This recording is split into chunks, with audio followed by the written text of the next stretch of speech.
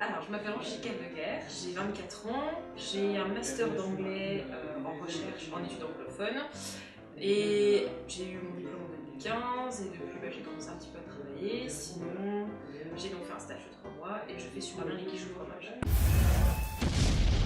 Voilà. Si jamais ça intéresse. C'est génial. Voilà. C'est toi qui as choisi l'île de Wight ou tu voulais n'importe où en Angleterre? Je voulais en Angleterre, ça c'était quelque chose que je savais dès le début. Après, l'île de Wight m'a toujours beaucoup intéressée parce que ma maman avait fait un voyage sur l'île de Wight il y a plusieurs années et elle m'en a toujours parlé comme un endroit absolument merveilleux.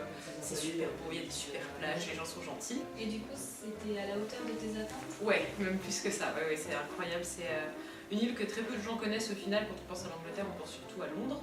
Voilà.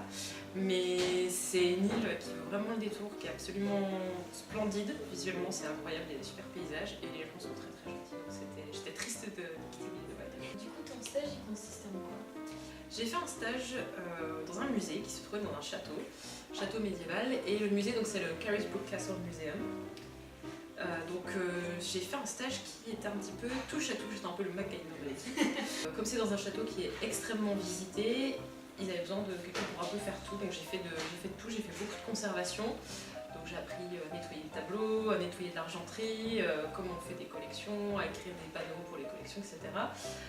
J'ai fait pas mal de documentation avec de la traduction de vieux documents, traduction des guides, enfin voilà, retranscription de vieux documents en vieil anglais, donc ça demande du boulot quand même. Après j'ai fait un petit peu tout ce qu'on appelle de la médiation, c'est-à-dire travailler avec le public, voilà, faire des visites guidées, des scolaires, etc. Ça, on en a pas mal parlé cette année, le Brexit. Est-ce que tu ressens là-bas l'influence du Brexit ou pas? Est-ce que c'est trop médiatisé par rapport à ce que c'est ou... Je suis arrivée en Angleterre, ça devait faire peut-être 1 ou 2 semaines que ça... Oui, un peu plus que ça même. Ça faisait quelques semaines que le Brexit avait été voté. Et c'est vrai que les premiers trucs que les gens me disaient, c'est « Ah, la France, Napoléon », parce que Napoléon, Charles de Gaulle aussi.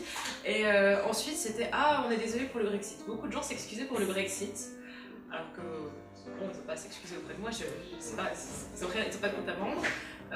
Après, j'ai senti, bon ça c'est peut-être juste propre à l'endroit où j'étais, mais j'ai eu 1 ou 2 mauvaises expériences avec les gens qui étaient justement pro-Brexit, que l'Union Européenne c'était le mal, et qui m'ont bien fait comprendre que je n'étais pas forcément la bienvenue. Après c'est vraiment 1 ou 2 mauvaises expériences, mais dans l'ensemble les gens ont tous été très gentils, très accueillants, très sympas avec moi. Mais c'est vrai qu'on sent que c'est quand même... Voilà, ça pèse quand même sur les gens et c'est un sujet de conversation qui revient beaucoup. On m'a beaucoup demandé mon avis sur le Brexit, est-ce qu'on aurait fait pareil en France, etc. C'est des questions difficiles d'ailleurs. Mais non, globalement, dans l'ensemble, oui, j'ai senti que ça pesait quand même sur les gens. Et voilà, après, pour d'autres personnes qui partiront en stage après moi, bien regarder où partir, voir s'il n'y a pas trop de tensions qui peuvent se faire ressentir. Je pense que